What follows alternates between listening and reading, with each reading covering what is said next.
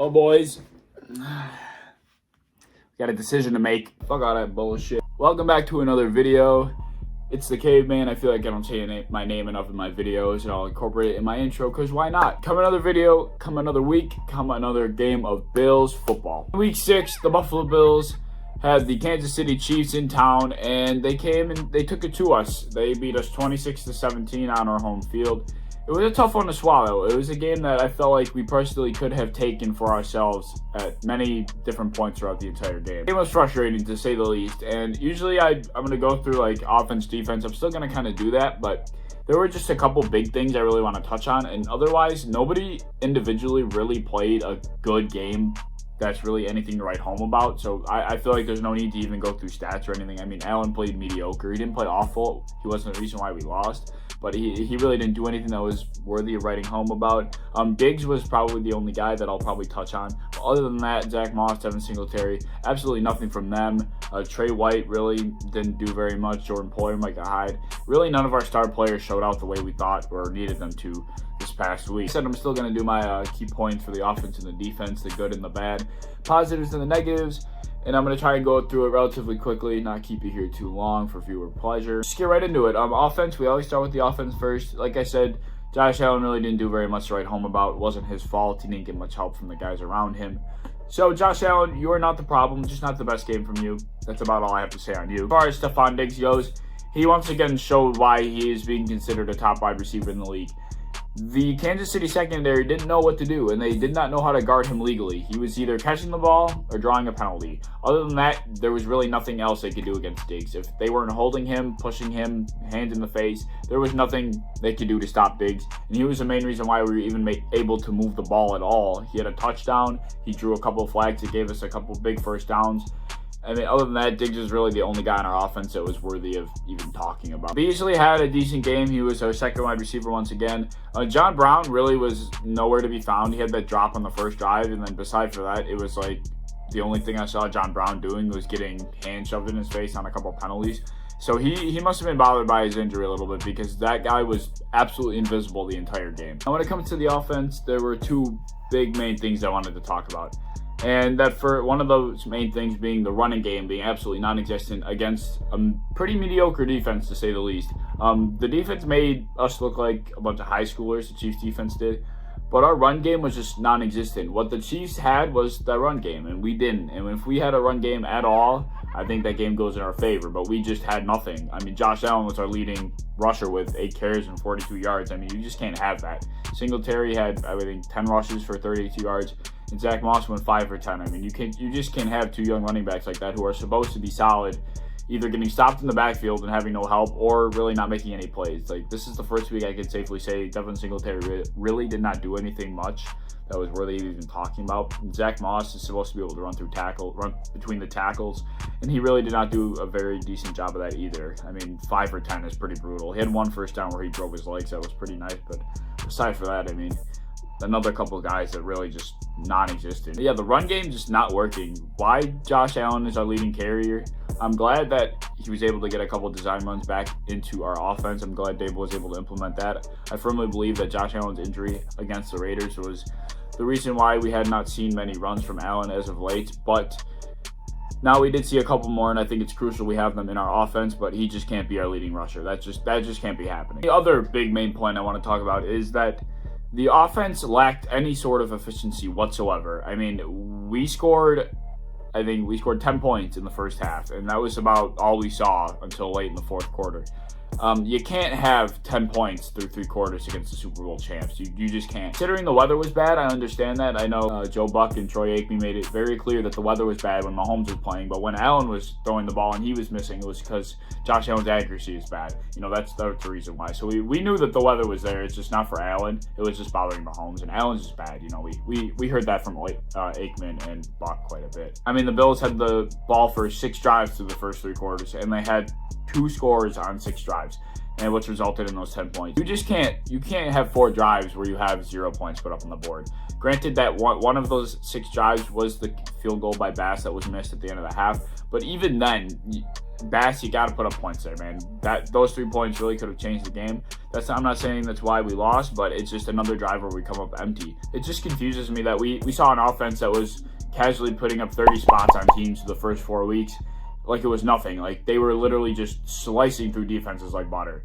And then all of a sudden, just come these last 2 weeks, we have not seen anything from the offense. We've seen an offense that seems a little timid or just out of whack. I don't really even know how to describe it, but an offense that just hasn't been the same the first 4 weeks compared to the last 2 weeks. Our time of possession was significantly less than the Chiefs. That's something I'll touch on a little later in the video as it pertains to both the offense and the defense. Time of possession is not a stat that simply relies on one side of the ball. Yeah, I mean, as far as the offense goes, they were given enough chances to take a lead in that game, and they just simply could not do it. They could not capitalize on any opportunities.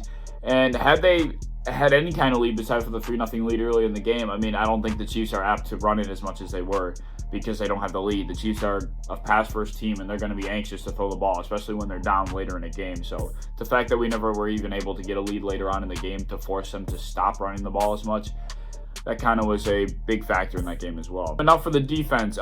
Yeah, so obviously the biggest thing we saw from the defense was the fact that they got gashed on the ground for 245 yards between like 4 guys. I mean, Allaire had about 140 or so, something around there. Darrell Williams had 30 yards or so. I think Darwin Thompson had a couple yards. Mahomes had a few yards. I mean, everybody was running all over us. It didn't matter who had the fucking ball. If they were cradling it in their arm and they were running with it, they were gaining yards. To the defense's credit, that was the game plan. The game plan was not to give up a big play, not to go down a lot of points early on to a team that just loves to chuck the ball downfield and get chunk plays. So that was the game plan. It was executed quite perfectly, and I really did not have a problem with the game plan. I think the game plan, as far as the defense goes, was exactly what we need to do in order to give ourselves a chance to win. And the defense did exactly that. They gave us a chance to win that game. Before I touch on any of the positives, I do want to go over, obviously, the 245 yards on the ground.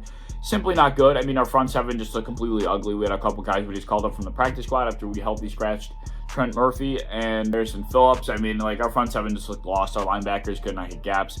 It was just an ugly showing from our front seven. So on top of a game plan that really wasn't focusing on the run and that was focusing on stopping the big plays, we also had a front seven that just couldn't get in the backfield to save their lives. We also had a very big issue on getting off the field on third down. Now, come a game plan like that, you need to be able to get off the field on third down, and we couldn't. The Chiefs went 9 for 14 on third down. We became very undisciplined near the end of the game on a couple of those last drives, which is very odd to see. You really don't see that from a Sean McDermott coach team too often, especially this one, especially from Trey White and Jordan Poyer, 2 guys that you would not expect to get like that. But they did, and they cost us a couple first downs as well late in the game, which actually could have been pivotal. I mean, if we were able to force a punt on that drive, you never really know, but obviously those 2 penalties were very costly to us. And the last thing I want to talk about as far as the defense goes is the fact that we had questionable red zone play, in my opinion. Now, Travis Kelce is a top 5 red zone threat in the league. That's undeniable. Pat Mahomes looks at Travis Kelce first every single time he's throwing the ball in the red zone. So yes, Travis Kelce gets his first touchdown. He kind of shook Tremaine out of his boots a little bit, and he gets in. Fine, he gets 1. All right, but you can't give up another one. I mean, Clyde Edwards-Helaire, he walks in on a touchdown on a toss that gets called back for a holding. It's third and 10, pretty much third and goal. They have to go to the end zone in order to get any point. And in order to get a touchdown on this drive, they're going to the end zone. It's third and goal. You got to know that Mahomes' first read is going to be to Kelce, right? Like, you just have to know that. And somehow it's third and 10. Kelce finds a soft spot in the back of the end zone, and Poyer and White are both there. I get it. Trey White, it looked like a softer cover 2 to me, and I get Trey White was probably playing lower on a flat. But Jordan Poyer, in my opinion, you got to know in the back of your mind, no matter what your zone is, no matter if you're playing more in the middle of the field or what, you got to know that Travis Kelce is going to be the first read, and I cannot let him get this ball right now because he already has 1. We got to know that he's going to be going back to him, at least looking for him. Like, I'd rather give up a touchdown to anyone else there than Travis fucking Kelce again. That was extremely infuriating to me. To me, Jordan Poyer and Trey White, you got to be a little smarter than that. That's our star-studded ball hawking secondary. You just, in my opinion, you got to be better than that in that situation. Positives for the defense, we gave the offense a chance, and that was what was important. I get it. We could have given 1,000 yards up on the ground and had the game still go the same way it did. But we gave the offense a chance. I mean, there was a point in the middle of the game where, like I said, when we got that field goal attempt, the offense did, and Bass missed by a country mile. he would not have hit a broadside of the barn with that ball. But anyway, defense was on the field on 2 crucial drives, one before the half and one after the half. 1:15 left in the first half, right? The Chiefs have 3 timeouts. They're starting at about their own 10-yard line. Now, if it's me, even being a Bills fan, even being anybody, the Chiefs with 1:15 with 3 timeouts at the end of a half, they're getting points on the drive. Like, there's no stopping them. Like, especially with 3 timeouts, you're thinking they're getting points here.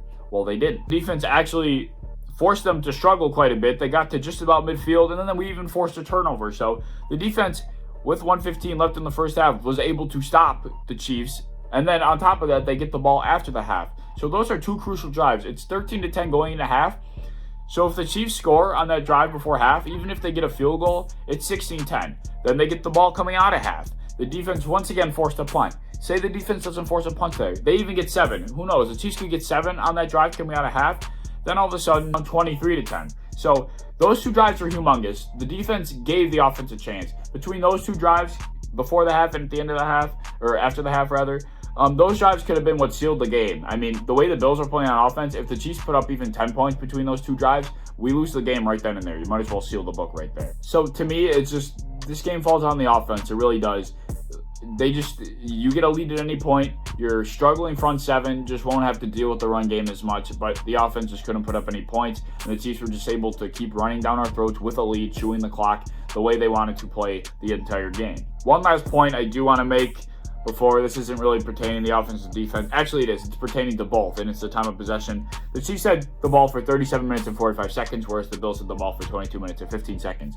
This was contributing to the fact that the Bills could not get off the field on 3rd down on defense, and that the offense could not stay on the field very long, and then they would just end up punting just every time they had the ball. I mean, it's just, time of possession is a stat that falls on both sides of the ball, and people are saying, oh, well, the Bills defense was on the field for 37 minutes. They couldn't get off. Well, that's also because the Chiefs were able to get the ball back so fast after we had it on offense. So that's a stat that I feel like it just falls on both sides of the ball. If the defense is better on 3rd down, the offense has it more. If the offense has the ball longer, they're converting first downs and they're scoring points, they have the ball longer. So you really can't use that stat as an indicator of one side or another. It just overall shows how bad we played collectively as a team. And finally, the last point I want to make was, this is the 2nd week in a row that people are questioning coaching, and this is the first out of the 2 weeks that I'm actually kind of agreeing. The Bills scored that late touchdown to get 16 points on their side of the ball, and we decided to kick the extra point to get to 17. Now, in that scenario, basically, we're saying that the Chiefs, all they have to do is kick a field goal to make it 2 possessions again. If we go for 2, we get the 2 points, then the Chiefs can go down and kick a field goal, but we're still within 1 score. The Bills didn't do that. We kicked the field goal, and we pretty much sealed it because our defense was not stopping them or holding them after the way they've been gashed all game. You can't expect the defense. Pretty much they said, all right, fuck it, defense, it's on you to make a stop against a team that's been rolling over you all game. I don't know how you really expected them to do that in that late of the game, and they almost did. They almost fucking did. Hats off to them. They really tried, but they held them to the field goal, which, I mean, how much more can you ask? But the offense just, obviously, that last drive, Allen threw the pick, but he was just trying to do something, but it meant nothing. We had to get the ball 2 more times, but we couldn't. I just don't understand that decision there. Why are you not taking the 2 points? You take those 2 points, you give yourself a chance. I mean, that last drive, there's a completely different atmosphere surrounding that last drive if we have a chance. I mean, Josh Allen is notorious, and I mean notorious, for having last drive win. That's what this motherfucker does. He's Captain Clutch, and he just didn't have that opportunity because we, for some reason, decided not to go for 2. That is on the coaching. So yeah, I mean, just an overall, just not a good game. Just very bad game from both sides of the ball.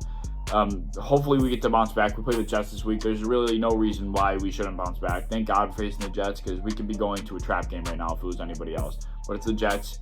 We should obviously win this game, get our confidence back, and then roll into the next couple of weeks and feel a little better about ourselves after these last 2 weeks. But let me know what you guys think down below in the comments. Like and subscribe, do all that fun stuff. I'm excited for the next one. Hopefully I'll be out with another video this week, and I'll see y'all later. Peace.